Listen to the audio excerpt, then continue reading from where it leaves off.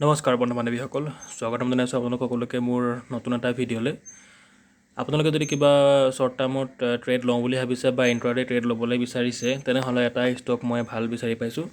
ইয়াৰ সময় হৈছে আপোনালোকৰ বৰ্তমান 12:21, ঠিক আছে, আৰু ইয়াৰ লাইভ মাৰ্কেট চলি আছে। তো এইটো ষ্টকৰ নাম হৈছে ইণ্ডিগো বা ইণ্টাৰগ্লোব এভিয়েশ্যন। তো এইটো মই আপোনালোকক দেখাইছোঁ। চাওক, ষ্টকটো প্ৰথমতে ইয়াৰ পৰা এটা গেপ আপ অপেনিং হ'লে, ঠিক আছে, এই লেভেলটোৰ পৰাই গেপ আপ অপেনিং হ'ল, আৰু তাৰ পাছত ইয়াত গৈ এনেকৈ এটা হাই বনাই ষ্টকটো ইয়াত অলপ দেৰি ৰখাৰ পিছত আপোনালোকৰ মোক ক'বলৈ গ'লে এটা হেড এণ্ড শ্ব'ল্ডাৰ টাইপৰ পেটাৰ্ণ বনাইছে আৰু বৰ্তমান ব্ৰেকআউট দিবলৈ গৈ আছে, ঠিক আছে।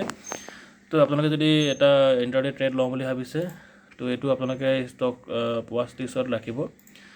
এই ষ্টকটো যদি মই 15 মিনিটৰ টাইম ফ্ৰেম কৰি লৈছোঁ, এই ষ্টকটো যদি অলম'ষ্ট 3,690 টকাৰ ওপৰত যদি যায়, ঠিক আছে, আৰু ইয়াৰ ওপৰত যদি অকণমান ছাষ্টেইন কৰে, তেনেহ'লে এটা ট্ৰেড ল'ব। আৰু আপোনালোকে ইয়াত টাৰ্গেট ৰাখিব পাৰে 3,757 বা 60 টকালৈকে এটা টাৰ্গেট ৰাখিব পাৰে, আৰু ষ্টপ লছ ৰাখিব পাৰে আপোনালোকে 3,611, ঠিক আছে।